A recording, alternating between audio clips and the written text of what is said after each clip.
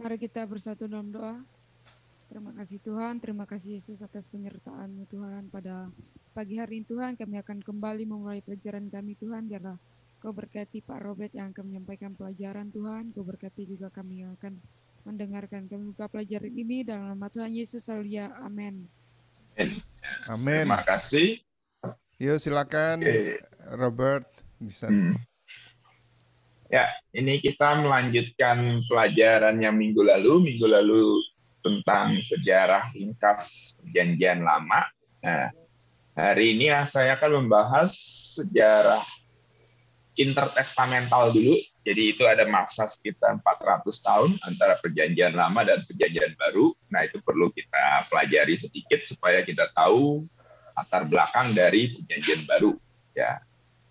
Nah, slide-nya ini ada cukup banyak ya, 69. Jadi kalau tidak selesai hari ini, ya saya harap kalian bisa baca sendiri di tempat masing-masing. Nanti setelah kelas saya akan share via WA, WhatsApp. Ya.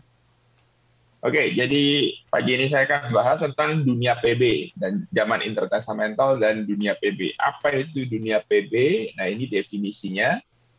Ya, dunia perjanjian baru atau dunia PB, apa itu definisinya adalah berbagai wilayah geografis di bawah kekuasaan Kekaisaran Roma pada abad pertama. Ya, pada abad pertama di mana Tuhan Yesus beserta para penulis perjanjian baru lainnya hidup dan berinteraksi dengan orang-orang di sekitar mereka. Jadi ya kalau bisa dibilang dunia PB itu dunia waktunya kapan? Waktunya adalah pada abad pertama. Bukan abad 21.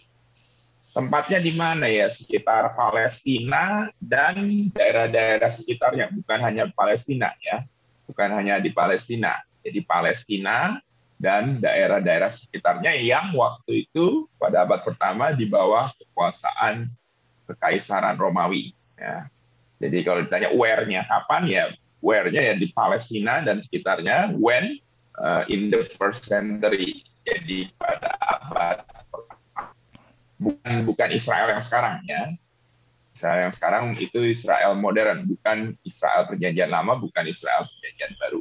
Jadi kalau digambar di Robert, tolong kalau ada istilah-istilah bahasa Inggris when atau where apa tolong diterjemahkan bahasa Indonesia. Ya. Adik-adik kita nggak ngerti itu. Oke. Jadi kalau digambar di peta, kira-kira seperti ini. Ini yang intinya dulu ya, Palestinanya dulu. Map Israel in the New Testament. Jadi peta Israel, peta Palestina di zaman Perjanjian Baru. Nah ini yang penting saya lingkarin nih. Ada Yerusalem, Betani itu yang Yesus membangkitkan siapa? Lazarus, ya. Bethlehem, kelahiran Tuhan Yesus. Lalu ini ada Dead Sea ya, kalian sudah tahu laut mati yang garam, konsentrasi garamnya tinggi sekali sampai orang kalau berenang ya ambang. Lalu ada Arimatea, nah ini Yusuf dari Arimatea ya, yang Tuhan Yesus dalam tanda kutip numpang ya, numpang di situ. Lalu ada Maria. Yohanes pasal 4 itu Yesus berjumpa dengan perempuan Samaria di sumur ya. Lalu bagian atas ini Nazaret ya, Nazaret Yesus masa kecilnya di situ ya. Yesus lahir di Bethlehem, tapi waktu Herodes mau membunuh anak-anak balita itu Yusuf membawa dia dan Maria ke Mesir, Niger. Nah setelah Herodes Agungnya meninggal ya kembali lagi, tapi nggak kembali ke Bethlehem, tapi kembalinya ke Nazaret. Nah, minggu lalu kan saya bahas ada kerajaan Israel bersatu sama kerajaan Israel yang terpecah. Jadi kalau kalian sesuaikan peta perjanjian lama dengan peta perjanjian baru, kalau Yerusalem, Betani, Bethlehem ini di Israel Selatan, ya, Yudea, Yehuda. Sedangkan kalau Nazaret, Galilea, Tiberia, Samaria ini Israel Utara. Ya. Kalau zaman perjanjian lama, kerajaan itu kan pecah. Kalau zaman perjanjian baru, ya mereka semua bersatu, tapi bukan kerajaan Israel. Mereka semuanya di bawah kekuasaan Romawi. Ya. Itu daerah pentingnya di Palestina. Nah, tapi seperti tadi saya katakan, perintah Tuhan Yesus dalam Kisah Para Rasul 1 ayat yang ke-8, ini penting, tolong kalian baca salah seorang yang keras, Kisah Rasul 1 ayat yang ke-8. Ya, bacakan dulu salah seorang. Kisah Para Rasul pasal yang pertama ayat yang ke-8. Tetapi kamu akan menerima kuasa kalau Roh Kudus turun ke atas kamu, dan kamu akan menjadi saksiku di Yerusalem dan di seluruh Yudea dan Samaria dan sampai ke ujung bumi. Ya, jadi mulainya kekristenan ya semua dimulai dari Yerusalem. Ya, itu kota sangat penting. Tapi nggak berhenti di Yerusalem. Menerima kuasa Roh Kudus hari Pentakosta, mereka menjadi saksiku di mana aja, Yerusalem pusat, lalu Yudea, daerah sekitarnya, lalu Samaria, lalu Asia Minor itu Asia Kecil, Efesus, Galatia, dan terakhir dikatakan sampai kemana tadi? Mentoknya terakhir itu di mana? Ke ujung bumi. Ujung bumi, ya. Ujung bumi zaman itu, zaman Tuhan Yesus, bukan zaman kita ya. Kalau ujung bumi zaman Tuhan Yesus itu yang paling jauh dari Yerusalem adalah kota Roma, ya. Roma. Ya, kita tahu ya. Kalau kita sekarang ya kita sudah tahu di Indonesia bumi itu bulat, jadi nggak ada ujungnya. Tapi kalau zaman itu, zaman Tuhan Yesus, yang dianggap ujung bumi, daerah yang paling jauh dari Yerusalem yang termasuk dalam kekuasaan Romawi adalah kota Roma. Ya. Jadi inilah perkembangan Injil. Jadi Injil dimulai dari Yerusalem, tapi nggak berhenti di situ. Dia nyebar, ya. Nah inilah yang disebut dunia PB. Semuanya ini yang kalian lihat, yang saya lingkerin ini semua berada di bawah Kekaisaran Roma. Mulai dari mana tadi? Yerusalem, pusatnya. Lalu Antioquia. Antioquia itu orang Kristen pertama kali disebut Kristen di Antioquia. Lalu Galatia, Efesus, ini Asia Kecil. Ya. Lalu Filipi, Tesalonika, Berea, Korintus, Athena. Nah, ini bagian benua Eropa. Dan ujung bumi terakhir di Roma, ya. Roma di sini. Roma. Bumi ini dibagi dalam berapa benua? Adik-adik? Mungkin ada yang pernah belajar di SD? 4. 4. 3. Makin berkurang. Bumi, coba sebutin, yang benua paling besar apa? Benua Asia. Asia, terus Eropa, itu kan nyambung. Nih kalian bisa lihat di petanya ya. Asia, Eropa, terus Afrika, ya. Amerika, jangan lupa. Benua Amerika. Terus Australia yang di selatan, ya. Terus yang terakhir yang isinya es semua itu Antartika, ya, Antartika. Jadi ada 6 benua. Memang kadang-kadang ada yang bilang 7. Amerika itu dibagi 2, ada yang Amerika Utara, Selatan, tapi biasanya 6. Ya. Nah, kalau kalian lihat ini Yerusalem itu Asia ya, Asia, Antioquia, Galatia, Efesus. Nah ini termasuk Asia. Nah kalian lihat ini ada laut ya, ada laut. Nah, mulai dari Filipi, Korintus, Athena ini masuk semua ke Eropa. Jadi kalau saya gambar ini, saya pakai pensil ya. Ada garis batasnya ini yang disebut garis imajiner ya. Nah, kira-kira begini. Yang kanan ini Asia. Yang kiri ini adalah Eropa. Nah, Eropa. Ya. Nah, itu garis batasnya ya yang saya gambar itu ya. Oke, jadi ada Asia, ada Eropa. Nah, dunia PB ini rata-rata berada di 2 benua ini. Mesir ada, tapi Mesir kurang termasuk dalam dunia PB. Kalau dalam dunia PL ya, Mesir itu apa? Afrika ya. Nah, kembali ke Roma. Jadi ujung bumi saat itu yang dipahami adalah kota Roma. Nah, kalian kan kalau baca Perjanjian Baru ada Galatia, nah itu di Asia Kecil, ada jemaat Efesus, itu di Asia Kecil juga, ada Filipi, ada Tesalonika, itu di benua Eropa, waktu Paulus, Kisah Rasul 17, ke Athena, itu di Eropa juga, di Korintus, Sparta, nah itu semua di Eropa. Nah, kira-kira pembatasnya seperti itu. Ya. Oke, saya lanjutkan. Nah, ini yang kita pelajari minggu lalu. Jadi kalau dibagi secara waktu, kayak timeline begitu, yang merah itu zamannya Perjanjian Lama, yang kuning itu zamannya intertestamental, dan yang biru itu zamannya Perjanjian Baru. Nah, kalau kalian lihat, zamannya Perjanjian Lama ini ada kurang lebih ya lebih dari 1000 tahun ya. Ya 1000 tahun minimal. Ya dari tahun 1400 sebelum Masehi sampai 400 sebelum Masehi itu 1000 tahun, tapi mungkin lebih ya. Lalu zaman intertestamental itu kurang lebih 400 tahun ya, dari zamannya Maleaki sampai Tuhan Yesus lahir. Lalu New Testament era itu kurang lebih 100 tahun dari zamannya Tuhan Yesus lahir sampai kitab Wahyu terakhir ditulis tahun 95. Jadi 1000, lebih dari 1000, lalu 400 dan 100. Jadi kalau digambar, kira-kira garisnya seperti ini. Ini yang merah, ini Perjanjian Lama, lalu yang kuning, zaman intertestamental 400 tahun. Yang terakhir ya Perjanjian Baru ya cepat aja, 100 tahun. Ya.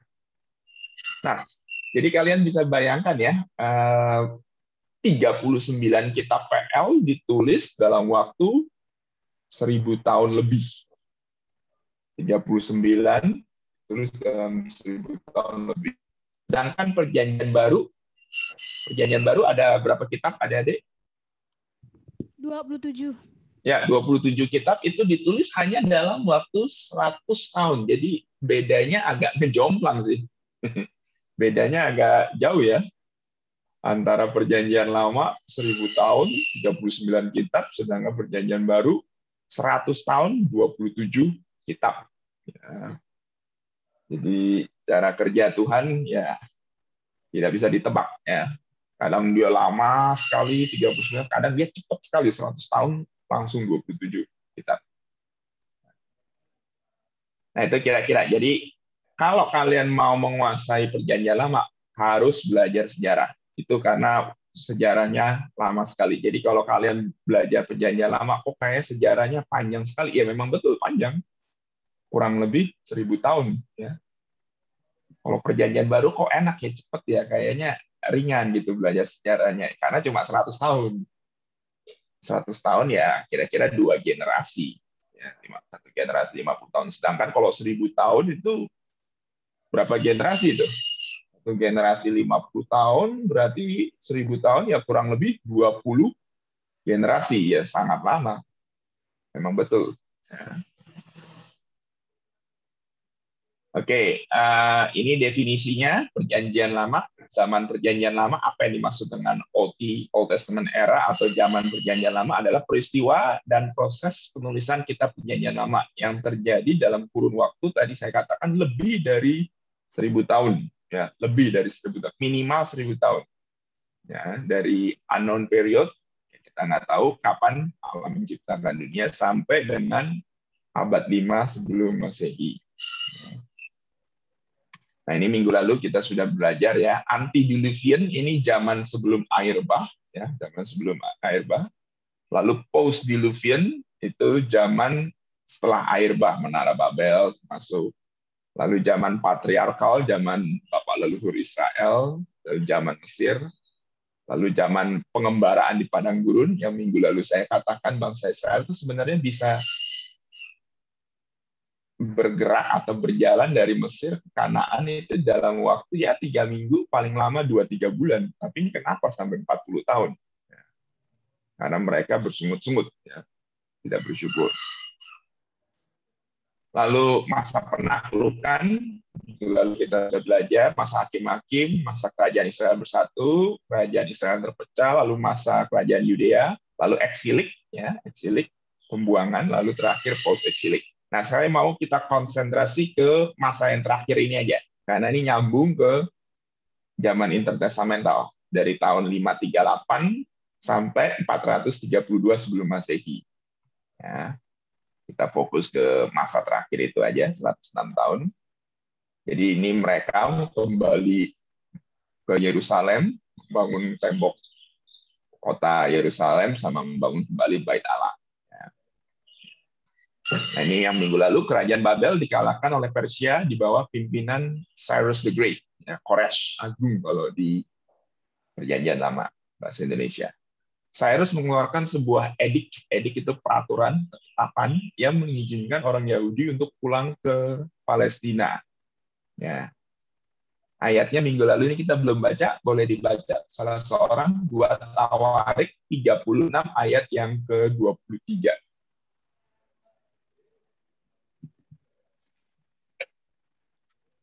Minggu lalu kita belum baca ya ayat ini ya. 2 Tawarik 36 ayat yang ke-23.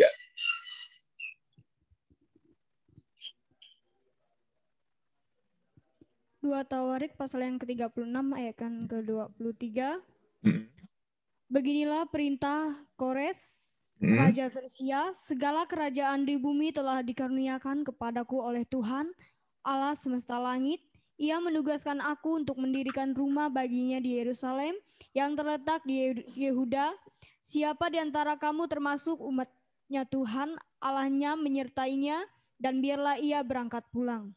Ya, nah itu tahun yang penting bagi bangsa Israel yang dibuang ke Babel itu ya. Jadi akhirnya Babel dikalahkan Persia, lalu Raja Kores atau Cyrus itu mengizinkan mereka kembali ke Yerusalem.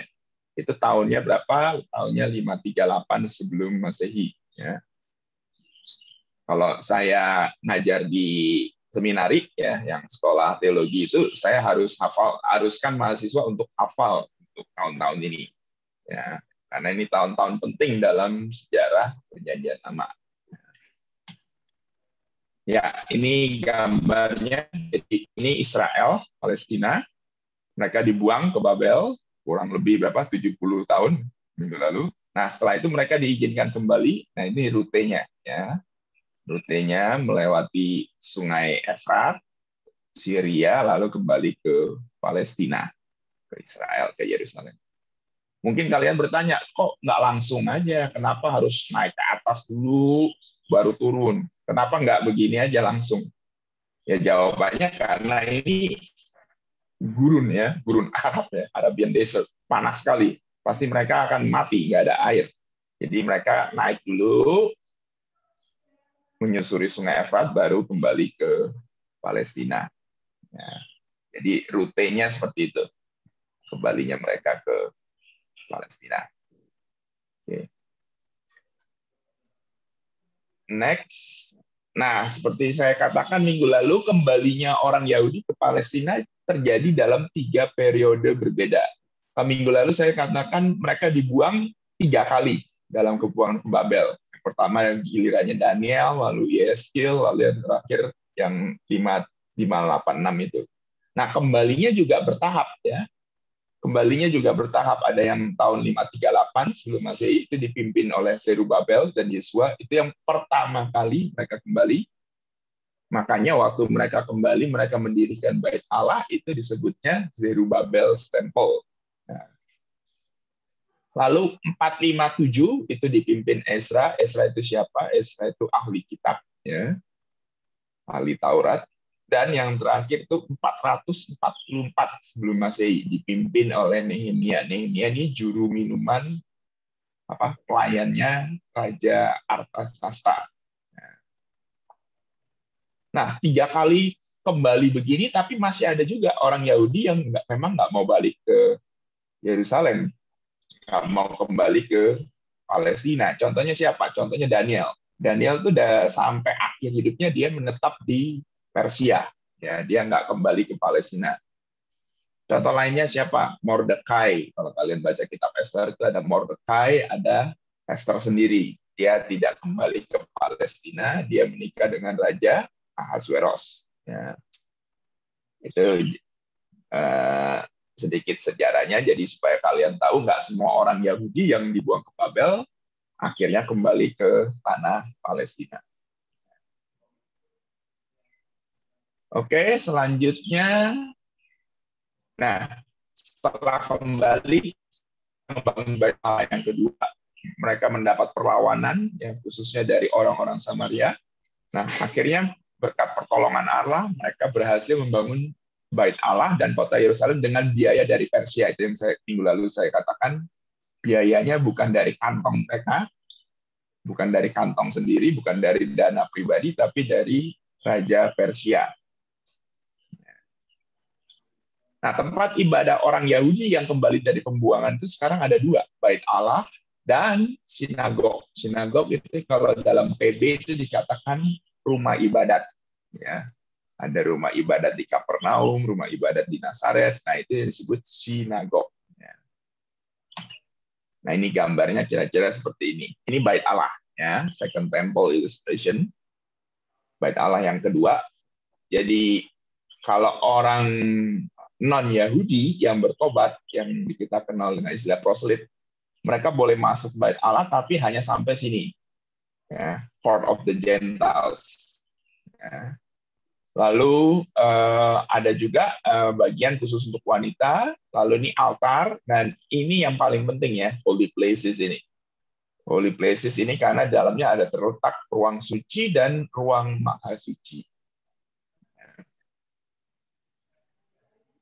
Cuma masalahnya dalam Bait Allah yang kedua itu sudah tidak ada lagi tabut perjanjian. Kalau Bait Allah yang pertama, Bait Allah Salomo itu ada tabut perjanjian, tapi di Bait Allah yang kedua sudah tidak ada lagi tabut perjanjian, ya. Jadi ruang maha sucinya itu ya kosong, nggak ada tabutnya. Lalu yang unik dari Bait Allah yang kedua adalah bangunan yang ya ini, yang putih ini ya. Kalian perhatikan bangunan yang putih ini. Bangunan yang putih ini disebut sebagai Antonia Fortress. Antonia Fortress. Fortress itu artinya benteng. Ya, benteng atau menara. Ya, ada yang bilang menara Antonia atau bisa juga disebut benteng Antonia. Nah, ini nggak ada sebenarnya dalam bangunan Bait Allah yang pertama. Dalam bangunan Bait Allah yang pertama itu nggak ada. Nah, ini baru ada pada zaman Kekaisaran Roma. Kenapa adanya? Karena ini gunanya ini untuk tempat tentara berjaga.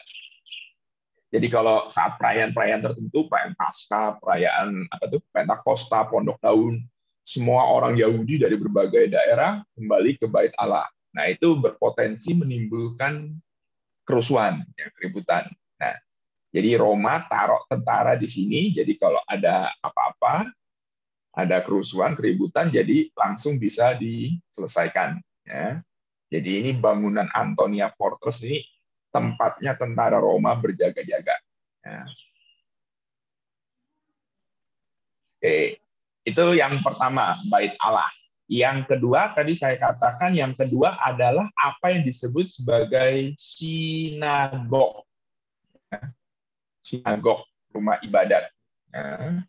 Rumah ibadat orang Yahudi. Kalau Bait Allah itu hanya ada di Yerusalem. Ya, bedanya Bait Allah dengan sinagog. Bait Allah hanya boleh ada di Yerusalem. Tapi kalau sinagog itu didirikan di mana ada komunitas Yahudi. Saya tulis ya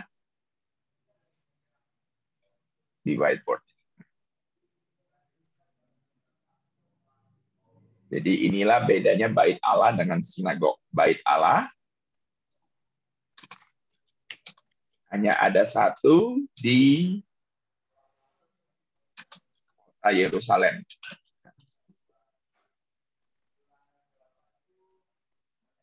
Nggak boleh ada di tempat lain. Tapi kalau sinagog didirikan di mana ada komunitas Yahudi. Ya, jadi sinagog didirikan di mana ada komunitas Yahudi. Ya, di Nazaret ada, di situ didirikan. Di Galilea ada, di situ didirikan. Betania ada, di situ didirikan. Di Mesir ada, di situ didirikan sinagog. Nah, syarat pendirian sinagog adalah minimal ada 12 laki-laki Yahudi dewasa. Ya. Minimal ada 12 laki-laki Yahudi dewasa. Harus laki-laki, perempuan nggak dihitung. Ya. Jadi ada 11 laki-laki, perempuannya ada 5 yang nggak dihitung. Perempuan nggak dihitung. Orang lain selain Yahudi juga tidak dihitung. Misalnya ada 11 laki-laki Yahudi dewasa, ada 1 orang Mesir yang percaya pada Yehova, itu nggak dihitung, nggak bisa. Harus 12 laki-laki Yahudi dewasa. Dan dewasanya pun itu dewasa di sini, kalau di Indonesia dewasa itu punya KTP 17 tahun ya. Kalau di Amerika berapa? 18 ya, kalau nggak salah ya. Atau 16, saya lupa. Tapi kalau dalam Yahudi, zamannya Tuhan Yesus, yang dianggap dewasa itu minimal umurnya 30 tahun. Ya. Minimal umurnya 30 tahun. Oh, ini ada laki-laki umurnya 20 tahun, sudah nikah, sudah banyak anaknya nih, udah 5 anaknya, gimana? Bisa dianggap dewasa? Belum. Mau dia udah menikah, mau dia belum menikah, udah punya anak, belum punya anak, pokoknya harus minimal 30 tahun. Makanya Tuhan Yesus juga mulai mengajar umur berapa? Adik-adik? 30. 30 tahun. Padahal umur 12 saja dia udah bisa debat dengan para ahli Taurat.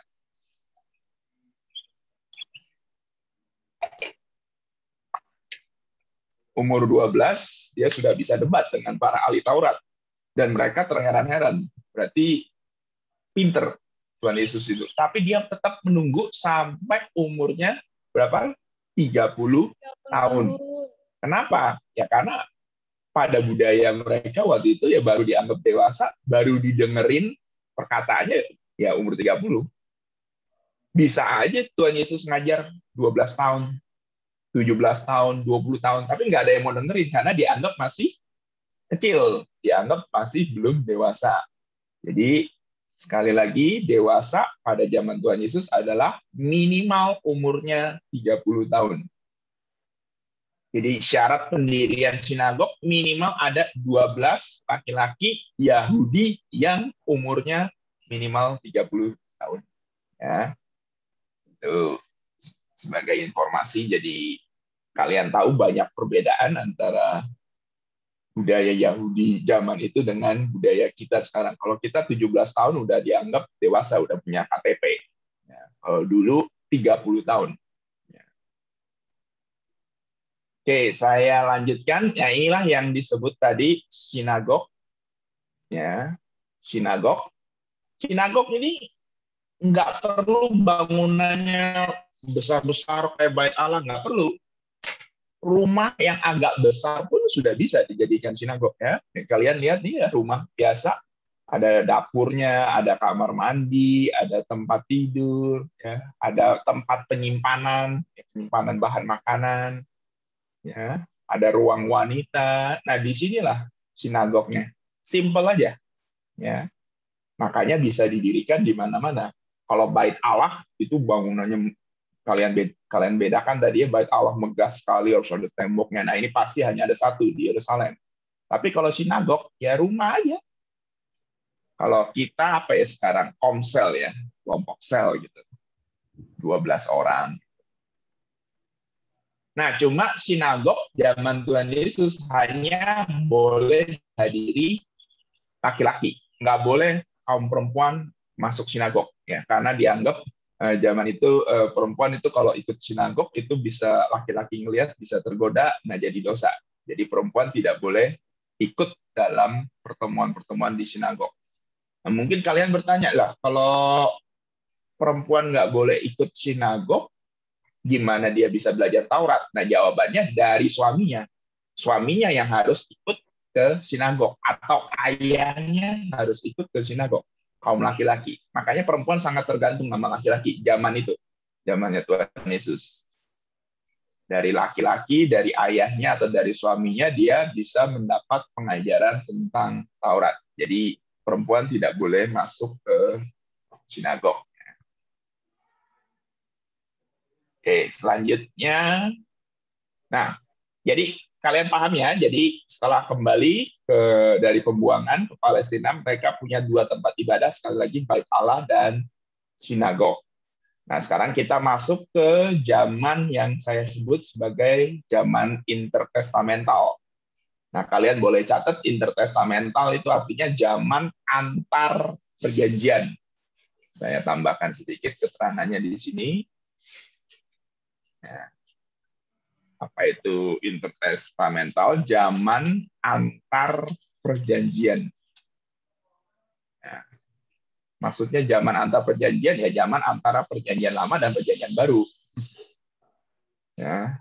Oke, ini keterangannya zaman antar perjanjian. Bentar, teksnya saya gedein ya. Nggak bisa ya. Ya, zaman antar perjanjian. Apa itu zaman perjanjian? Zaman peralihan atau zaman antara perjanjian lama dan perjanjian baru. Kurang lebih 400 tahun lah, kurang lebih dari tahun 432 sampai tahun 4 sebelum Masehi. Walaupun dalam masa itu Allah seolah-olah diam. Seolah-olah diam maksudnya Allah nggak berfirman, nggak ada kitab yang ditulis, nggak ada nabi. Allah seolah-olah diam. Namun sesungguhnya dia tetap bekerja mempersiapkan segala sesuatu untuk kedatangan Sang Juru Selamat. Ya. Jadi tadi saya katakan 39 kitab perjanjian lama dalam waktu 1000 tahun lebih, lalu 400 tahun dia diam, nggak ada nabi, nggak ada imam yang membuat catatan tertulis, nggak ada kitab-kitab baru. Nah, dalam 100 tahun zaman PB langsung 27 kitab. Ya. Nah. Oke.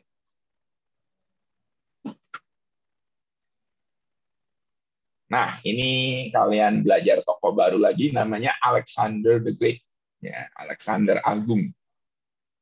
Nah, Alexander Agung ini hidupnya dari tahun 356 sampai 323 sebelum Masehi. 356 lahir, 323 meninggal. Itu berapa lama adik-adik?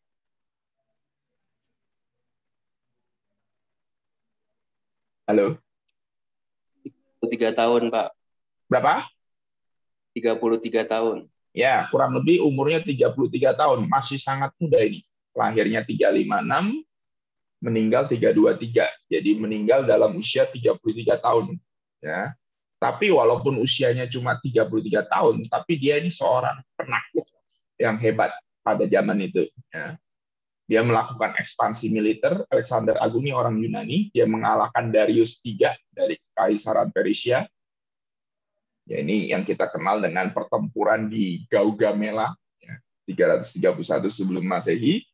Lalu setelah menang, Alexander melakukan proses, kalau dalam istilah teologinya itu Hellenization. Helen, ada teman yang namanya Helen. Nah, Helen itu artinya Yunani.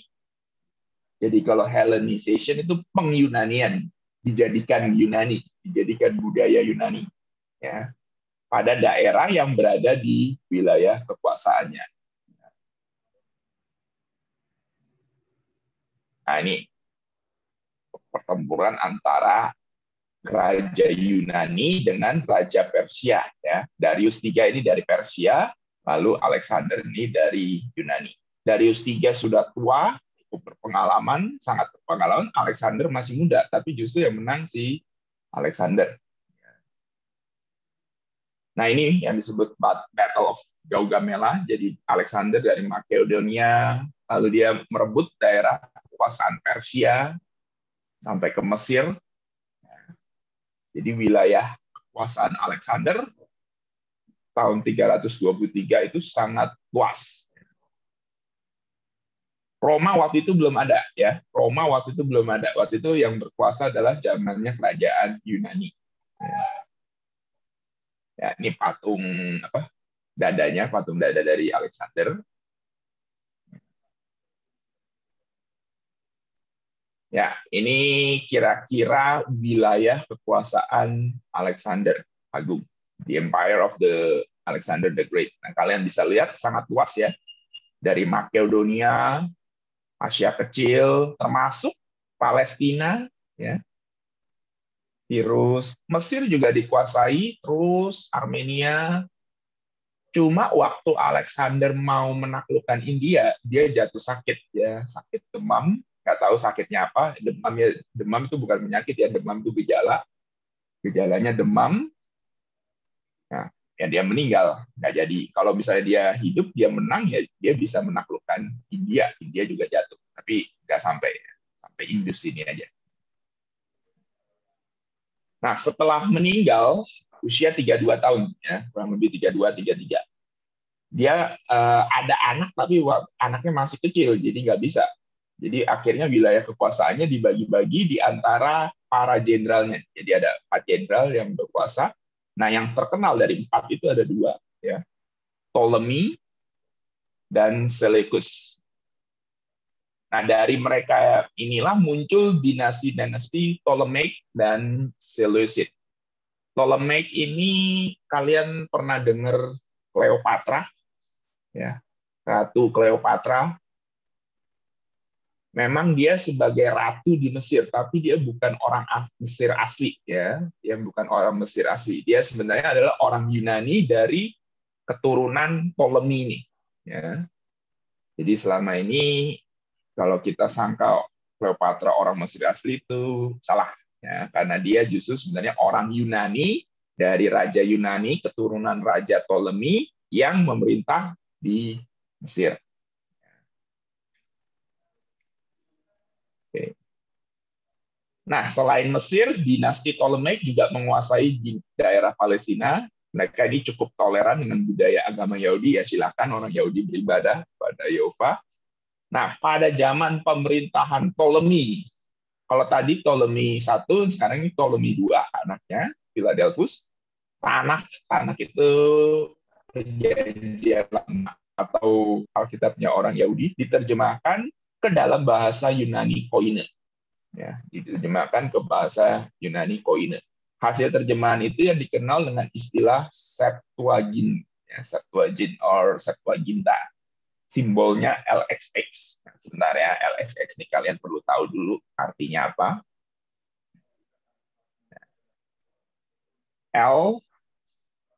LXX. Nah, kalau dalam dulu kalian di SD belajar apa? Angka Romawi, ya, angka Romawi. Angka Romawi, L itu sama dengan 50, X itu sama dengan 10, ya. Jadi kalau XX jadi 50 tambah 10 tambah 10. Jadinya berapa? 70. 70. Nah, ya. 70 ini menurut legenda orang Yahudi, Alkitab Perjanjian Lama dari bahasa Ibrani diterjemahkan ke Yunani itu oleh 70, ya. Sekali lagi 70 penerjemah, 70 tua-tua orang Yahudi. Makanya disebutnya adalah LXX, 50, 10, 10. Jadi total 70 penerjemah, ya. 70 penerjemah. Ya.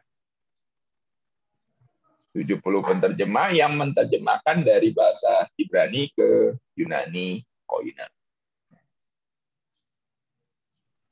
Oke, sudah dicatat keterangan itu. Jadi lain kali kalau ketemu LXX, wah apa ini simbol LXX? Yaitu angka Romawi, ya. Itu bukan huruf, itu angka itu. Jadi L itu 50, X itu 10. Jadi 50, 10, 10 jadi 70. Oke, saya kembalikan ke PowerPoint-nya. Nah, LXX 50, 10, 10. Nah, sejak tenang itu lalu ada perkembangan selanjutnya Antiochus Epiphanes, ini yang dari lawannya dari Seleucid. Tadi kan ada dua, Ptolemaic dan Seleucid. Nah, Ptolemaic menguasai Palestina dan Mesir, tapi akhirnya Seleucid menyerang dinasti Ptolemaic dan merebut kekuasaan atas tanah Palestina. Itu kejadiannya tahun 198 sebelum Masehi, ya, kurang lebih hampir 200 tahun sebelum Tuhan Yesus lahir.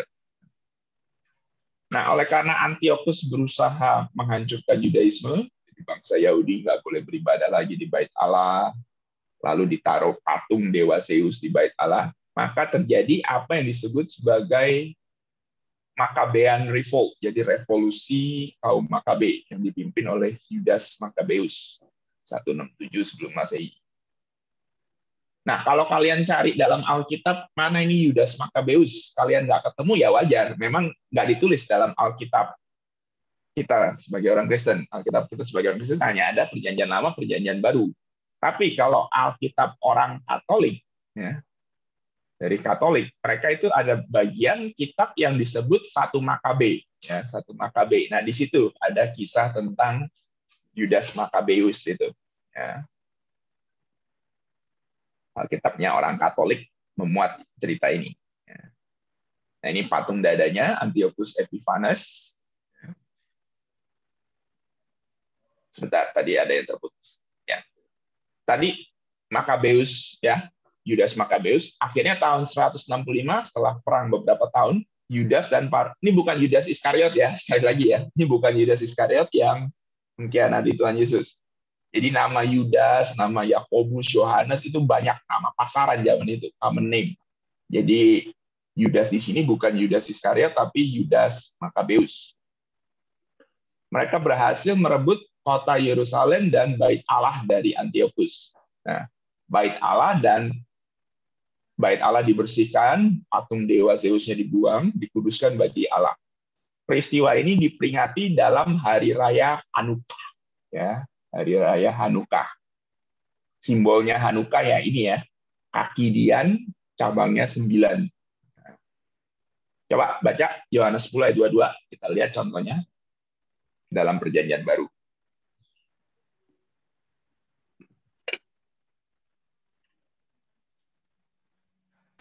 Ya, adik-adik silakan salah seorang, Yohanes 10 ayat 22, Injil Yohanes. Yohanes pasal 10 ayat 22. Tidak lama kemudian tibalah hari raya pentabisan Bait Allah di Yerusalem ketika itu musim dingin. Ya, hari raya pentabisan, apa itu hari raya pentabisan? Kalau kita cari dalam Perjanjian Lama itu nggak ada hari raya pentabisan. Memang ya kalau cari di Perjanjian Lama nggak akan ketemu. Memang kejadiannya bukan di Perjanjian Lama, tapi di zaman setelah Perjanjian Lama sebelum Perjanjian Baru, yaitu zaman intertestamental itu. Jadi hari raya pentabisan, kalian boleh kasih catatan di Alkitab kalian, itu adalah hari raya Hanukkah. Hanukkah simbolnya apa? Hanukkah adalah simbolnya kaki dian bercabang 9. Ya. Jadi mereka memulainya dari tengah, yang tengah dinyalakan, lalu mulai dari kanan, lalu bergiliran sampai hari raya yang ke-8, hari yang ke-8. Hanukkah. Oke, selanjutnya tadi kan sudah menulis Yudas Maccabe. Lalu Yudas Maccabe itu dinastinya namanya Hasmonean, Hasmoni. Ya, tadi ada dinasti Hasmoni itu memegang. Robert, ada suaranya yang terputus-putus tadi. Mungkin yang kalau dimana? Bersama-sama ini ya, pada waktu gambar apa dirubah atau apa, terus sambil bicara itu seperti suaranya itu kayak seperti dimakan nantinya, dimakan Next, oleh ya? internetnya apa bandwidth-nya. Jadi ada lag-nya. Ada lag, dan mungkin juga di dalam satu rumah ini wifi-nya dipakai rame-rame atau gimana gitu. Jadi lagi dipakai papi juga. jadi, betul. Jadi mungkin jadi agak lag. Ya, jadi hari raya Hanukkah sekali lagi simbolnya kaki dian bercabang 9 ini ya. Oke, saya lanjutkan. Next. Ya, dinastinya dinasti Hasmoni memegang kekuasaan di Palestina sampai tahun 63 sebelum Masehi. Nah, tahun 63 akhirnya Palestina ditaklukkan oleh Pompei. Pompei itu dari Roma ya. Pompei temannya Julius Caesar itu, Julius Caesar. Nah, Senat Roma menempatkan Raja Herodes Agung sebagai raja orang Yahudi tahun 37. Nah, minggu lalu saya katakan ya, Raja Herodes Agung itu memang disebut raja orang Yahudi, tapi dia bukan orang Yahudi karena dia orang Edom. Makanya untuk cari muka, untuk menarik hati orang Yahudi, dia merenovasi Bait Allah. Oke, kita masuk ke zaman Perjanjian Baru. Perjanjian Baru nggak lama ini, 100 tahun ya, lebih cepat. Nah, ini definisinya, Perjanjian Baru, peristiwa-peristiwa proses penulisan kitab Perjanjian Baru yang terjadi dalam kurun waktu 100 tahun, dari Matius sampai Wahyu itu kurang lebih, bukan dari Matius sampai Wahyu, sorry, dari kelahiran Tuhan Yesus tahun 5 sebelum Masehi sampai tahun 95 kitab Wahyu terakhir ditulis, itu kurang lebih 100 tahun. Nah, kita lihat sebentar. Sorry. Ya, ini. Nah, saya bagi jadi 3 bagian besar. Ada background politik, politisi, keadaan politik zaman itu, lalu sosio-kulturalnya, sosial, budaya, dan yang terakhir religion, agama, dan filsafat, filosofi apa yang beredar pada masa itu. Saya mulai dari politik dulu. Zaman itu Palestina, seperti tadi sudah dikatakan, wilayah kekuasaan Kaisaran Romawi. Jadi Palestina dari Asyur, dari Babel, lalu Media Persia, Yunani, baru yang terakhir Romawi. Nah, saat itu terdapat dualisme pemerintahan Palestina. Ada yang disebut sebagai gubernur dari Roma, gubernurnya kalau zamannya Tuhan Yesus itu ada Pontius Pilatus, serta raja orang Yahudi, Raja Herodes. Jadi waktu Tuhan Yesus ditangkap itu dia dioper-oper ya. Sebentar ke Pilatus sebagai gubernur, sebentar lagi ke Herodes sebagai raja orang Yahudi. Nah, sikapnya Roma terhadap agama Yudaisme, mereka bersikap toleran, jadi dibolehkan. Ya. Yang penting tidak menimbulkan kekacauan. Nah, Kaisar Roma pada zaman Perjanjian Baru, ini kalian bisa lihat sendiri, ada Agustus. Agustus itu yang akhirnya mengalahkan Cleopatra, ya, persatukan Romawi. Lalu ada Tiberius, Caligula, Claudius, Nero ini orang Kristen dianiaya pada zaman dia. Lalu Galba, Otto, Vitellius, Vespasianus, ini kalau kalian lihat 69 sampai 79, minggu lalu saya katakan bait Allah yang kedua itu diruntuhkan tahun 70, ya zamannya Vespasianus. Yang meruntuhkan waktu itu Jenderal Titus anaknya ya. 79 Vespasianus berhenti jadi kaisar, digantikan oleh Titus. Lalu ada Domitianus tahun 81 sampai 96. Nah, disinilah kitab Wahyu ditulis terakhir ya, zaman PB. Lalu ada Nerva, Trajanus. Nah, kita lihat Herodesnya, ada Herodes. Kalau kalian baca Perjanjian Baru, di situ kan hanya ada nama Herodes, seolah-olah hanya ada satu Herodes. Padahal sejarah nyatakan nggak cuma satu, dia beranak pinak ya. Ada Herodes Agung, ada Herodes Archelaus, ada Herodes Antipas, ada Herodes Filipus, ada Herodes Agrippa I yang pertama, ada Herodes Agrippa yang kedua. Ya. Kalian pusing lihatnya, cara ngafalnya ya sederhana aja. Kalau Herodes Agung, ingat aja cerita Natal. Ya. Cerita Natal ada Raja Herodes yang berupaya membunuh anak balita di Bethlehem. Nah, itu Herodes Agung. Lalu Herodes Archelaus. Archelaus itu waktu mereka Yusuf, Maria, Tuhan Yesus lari ke Mesir, lalu kembali lagi, si Yusuf ini takut karena ada Herodes Archelaus ini. Jadi dia pindahnya bukan ke Bethlehem, tapi pindah ke Nazaret. Lalu Herodes Antipas, ini yang membunuh Yohanes Pembaptis. Dia punya anak tiri Salome, menari-nari, dia suka, lalu Salome minta apa aja akan diberikan. Salome bertanya sama ibunya, Herodias, minta apa? Minta kepala Yohanes Pembaptis. Lalu Herodes Philippus ini nggak begitu banyak diceritakan dalam Alkitab. Dia mengatur atau menguasai daerah utara dan timur dari Galilea, Danau Galilea. Lalu Herodes Agrippa I, ini yang dimakan cacing di kitab Kisah Para Rasul. Ya. Lalu yang terakhir, Herodes Agrippa II, ini yang mengadili Rasul Paulus. Ya. Mengadili Rasul Paulus di Kaisaria. Herodes Agrippa dan Bernike. Ya, Bernike itu apa ya? Bukan istri, teman wanitanya. Nah, itu cara mudahnya untuk mengingatnya. Karena kalau hafal tahun kan susah, panjang ini. 37 sampai 4, 4 sampai 6, 4 sampai 39, 4 sampai 34, 374, 4, 50, 93, susah. Jadi kita ngafalnya lewat peristiwanya saja. Ya, ini gambar kehidupan sosial zaman itu. Zaman Perjanjian Baru itu banyak budak, ya, budak-budak belian maupun budak yang dimerdekakan. Nah, di kalangan masyarakat Yahudi, para rohaniwan adalah kelompok yang kaya. Jadi imam-imam, ya, khususnya orang Saduki, itu adalah kelompok yang kaya. Mereka menguasai perdagangan dan pajak di Bait Suci. Sedangkan mayoritas ya, penduduk Palestina saat itu, orang Yahudi saat itu ya miskin. Mata pencarian mereka ada yang petani, yang peternak, nelayan, tukang kayu seperti Yusuf, dan pedagang.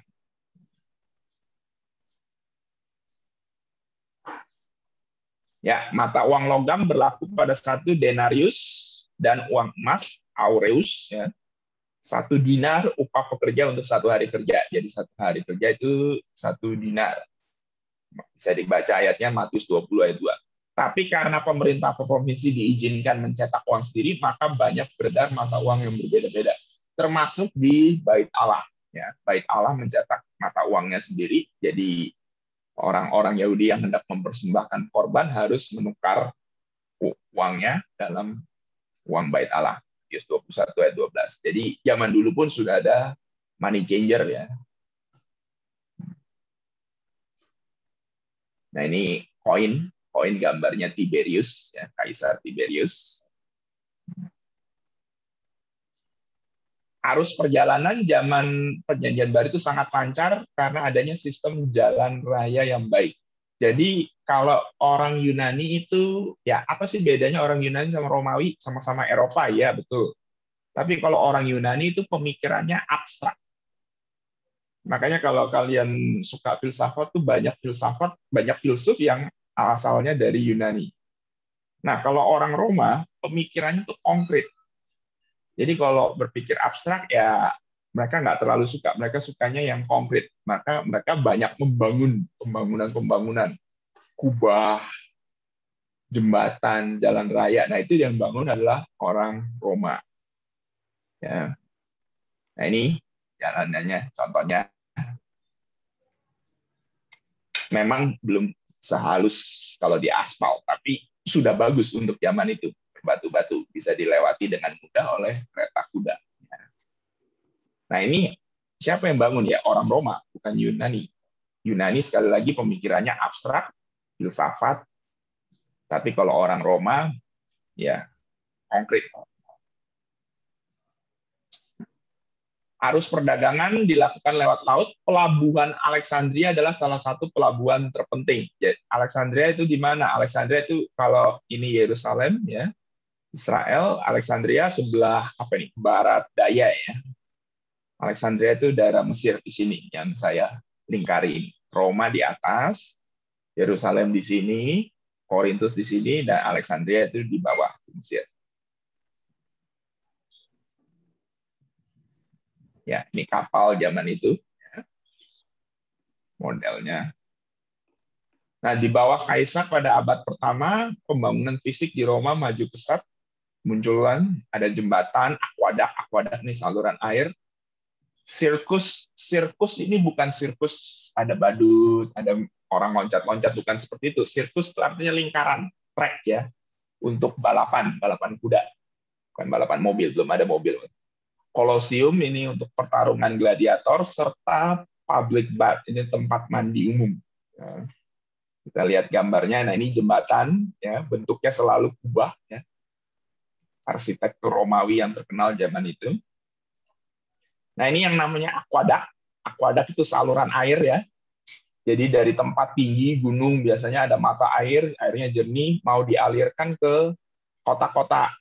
Gimana caranya? Waktu itu belum ada jet pump, belum ada pompa air, ya akhirnya pakai ini, aqueduct ini, saluran air. Jadi gambarnya ini miring. Kalian ini lihat ya, gambarnya dimiringkan karena prinsip air kan mengalir dari tempat tinggi ke tempat yang rendah. Jadi ini dibangun dengan perhitungan sedemikian rupa supaya airnya bisa mengalir turun, ya, dimiringkan, namanya aqueduct. Nah, ini yang disebut sirkus, ya, sirkus Maximus. Jadi bukan sirkus yang ada badut, orang berjalan di atas tali, bukan seperti itu. Tapi sirkus ini trek, ya, balapan kuda. Seperti kalau kalian pernah nonton film Ben-Hur, nah itu sirkusnya ini, sirkus Maximus di kota Roma. Jadi berapa trek ngiterin ini, yang terakhir menang yaitu ya juaranya. Sirkus Maximus namanya. Ini gladiator, reruntuhannya, tempat bertanding para gladiator, Colosseum. Dan ini yang disebut sebagai tempat mandi umum. Zaman itu kamar mandi nggak semua orang punya, ya. Kalau kita enak masing-masing punya kamar mandi di rumah masing-masing, tapi zaman itu nggak semua orang punya. Jadi akhirnya Roma membangun tempat pemandian umum. Ya, bayar biayanya murah, nggak mahal, lalu mereka bisa mandi-mandi di situ. Spa zaman dulu, ya, ada air hangat, air dingin, ada air panasnya.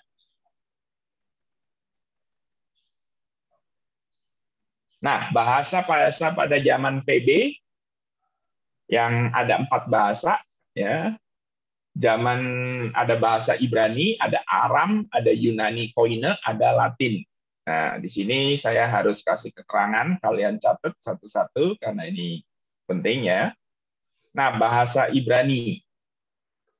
Siapa yang menggunakan bahasa Ibrani? Ibrani ini hanya digunakan kaum rohaniwan. Ya. Bahasa Ibrani zaman Perjanjian Baru itu hanya digunakan oleh kaum rohaniwan, hanya para imam, ahli Taurat, orang Farisi yang menggunakan bahasa Ibrani. Yang kedua, bahasa Aram. Ya, udah mau selesai ini, sedikit lagi. Aram. Aram ini digunakan orang Yahudi untuk berkomunikasi dengan sesama orang Yahudi. Nah, ini Aram, ya. Jadi orang Yahudi ketemu orang Yahudi di jalan. Nah, komunikasinya pakai bahasa Aram. Lalu kalau orang Yunani, kalau orang Yahudi ketemu orang non-Yahudi, pakai bahasanya adalah Yunani Koine. Orang Yahudi untuk berkomunikasi dengan orang non-Yahudi.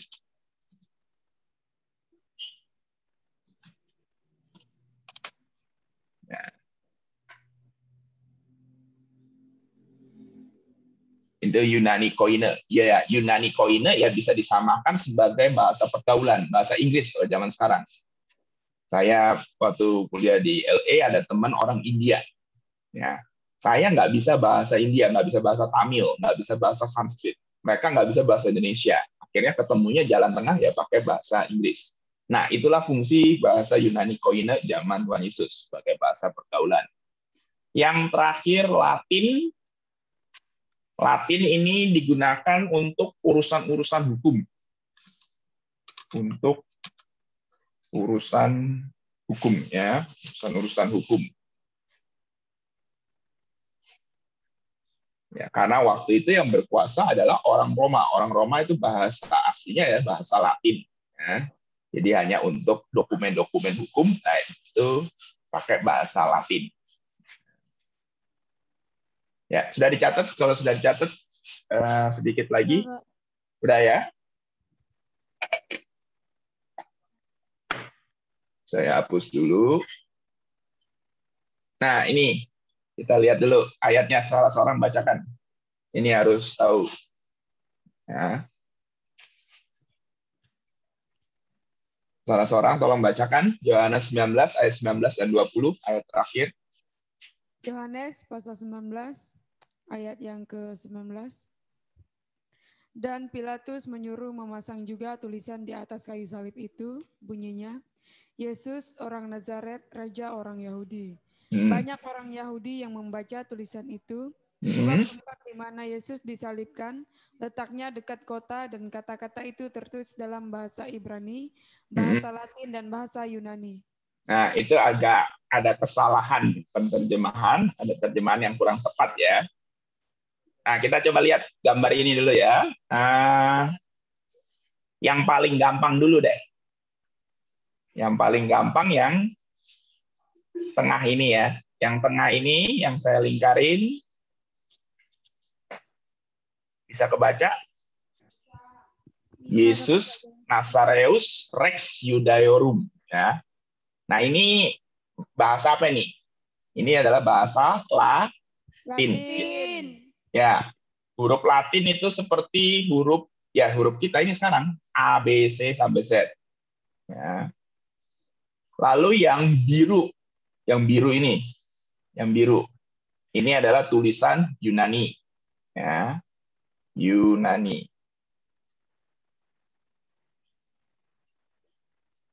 Nah, baru yang hijau ini, yang pertama ini, Ibrani. Nah, itu ada kesalahan penerjemahan. Sebenarnya bukan Ibrani. Tadi saya katakan Ibrani hanya dipakai oleh siapa? Catatannya dibuka. Hanya oleh para rohaniwan, hanya para imam yang pakai. Sedangkan ini Tuhan Yesus disalib di Bait Allah atau di luar? Di luar. Di luar. Nah, berarti bukan bahasa Ibrani, tapi bahasanya adalah bahasa Aram. Aram. Ya. Mungkin kalian yang pernah belajar bahasa Ibrani, loh, kok tulisannya, tapi tulisan Ibrani, betul. Alfabet Ibrani dengan alfabet Aram itu sama persis. Sama seperti bahasa Malaysia, Melayu dengan bahasa Indonesia sama persis kan alfabetnya. A, B, C sampai Z juga kan. Cuman grammarnya yang berbeda, vocabnya berbeda. Ya. Jadi lebih tepatnya bukan bahasa Ibrani. Yohanes 19 ayat 19-20 itu kayaknya kalau Ibrani hanya rohaniwan aja yang ngerti. Padahal Pilatus itu menyalibkan Yesus bukan di Bait Allah, justru di tempat umum.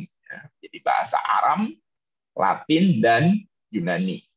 3 bahasa itu. Oke. Ya, itu 3 bahasa yang dipakai dalam tulisan itu, Ineri. Ya, berbagai macam agama, ada Yunani, pemujaan kaisar, ada Cybele, Mithraism, ini Persia, pemujaan alam gaib, lalu filsafat, dan yang terakhir Yudaisme. Ya. Kita lihat aja, sudah selesai waktunya. Ya, ini agama Yunani, ada Zeus, dewa utamanya. Lalu mereka menyembah juga kaisar, berbagai agama zaman itu. Lalu ini pemujaan terhadap dewi, ya, Dewi Cybele, Mithraism, ini agama Persia, Stoa, filsafat, dan yang terakhir budaya Yudaisme itu sendiri yang berkembang. Sekte-sektenya kalian tahu ada Farisi, Saduki, Eseni, Selot, dan yang terakhir ini ya perbedaan antara orang Farisi dengan orang Saduki. Ya. Kalau orang Farisi itu percaya adanya kebangkitan, adanya malaikat, adanya dunia roh. Kalau orang Saduki mereka tidak percaya akan hal itu. Nah, terakhir soal pekerjaan, kalau orang Farisi umumnya bekerja sebagai pengajar Taurat. Tadi ada 2 ya, sinagog, ada Bait Allah. Umumnya bekerja sebagai pengajar Taurat di sinagog. Sedangkan kalau orang Saduki umumnya bekerja sebagai kaum rohaniwan di Bait Allah. Imam-imam. Jadi kalau melihat pekerjaan mereka ini yang kebanyakan kaya yang mana? Farisi atau Saduki? Aris. Yang menguasai perdagangan di Bait Allah itu yang biasanya yang kaya, ya. Jadi Saduki. orang Saduki ya umumnya yang kaya. Ya.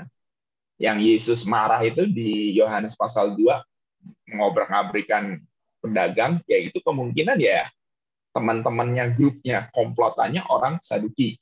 Nah, oke, pas jam 10 nanti saya sharing PowerPoint-nya ke Om David, nanti bisa di-sharing ke teman-teman. Oke, thank you. Terima kasih Kak Robert yang mengajar. Ya. Ini pengajaran sangat berharga dan penting sekali di dalam kita mengenal sebagai hamba-hamba Tuhan, tahu ceritanya begitu ya. Jadi kita agak susah dipahami, tapi ya memang harus kita pelajari begitu. Terima kasih, kita tutup dalam doa dulu. Silakan. Ya, mari kita bersatu dalam doa. Tuhan Yesus, terima kasih ya Tuhan untuk pelajaran yang telah disampaikan oleh hamba-Mu